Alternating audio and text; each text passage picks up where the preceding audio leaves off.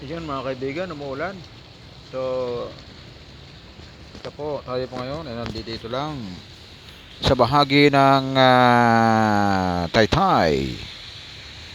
Nasa SM Masinag area, malapit po tayo dito. SM Masinag. Talagang malupit, malakas. Medyo may kalakasan ng ulan mga kaibigan, no? Kanina pa yan. Baka hindi na huminto ito, magdabag. Medyo ulang mayaman to eh. Ayan, no? Kita nyo naman. Talagang mapatak mga kaibigan. Alright. Yung mga kaibigan natin dyan ng mga mototaxi riders, mag-ingat kayo dyan ha. Alam natin, logi kayo. Pero, tsaga lang mga kaibigan. Habang wala pa kayong ibang trabaho, joyride, angkas, hobit lang muna. Pero kung may time kayo, pahinga-pahinga naman. Mag-ingat ha mga kaibigan, mag-ingat. Mag-ingat kayo. Marami tayong mga kapwa driver ngayon dahil sa kabalintunaan ng LTO. Dahil sa pagiging corrupt ng LTO.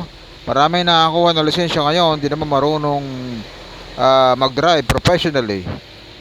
Matindi mga kaibigan. Yung kawalang kaalaman, kawalan ng maayos na seminar at tamang giya sa mga daan, walang maayos na panuntunan bago magkaroon ng original professional license ng isang tao. Iyan ang nagiging dahilan kung bakit madalas mangyayaring may mga aksidente sa daan.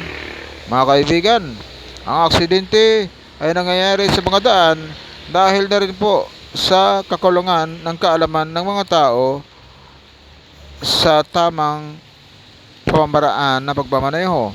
Mga kaibigan, kapag korap ang taga-issue ng mga karapatan para bumiyahe katulad ng LTO, lalong mas maraming aksidente mga kaibigan.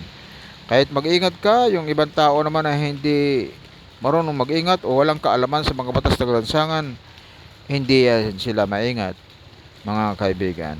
Yun lang, maraming salamat, mag-ingat. Assalamualaikum warahmatullahi wabarakatuh.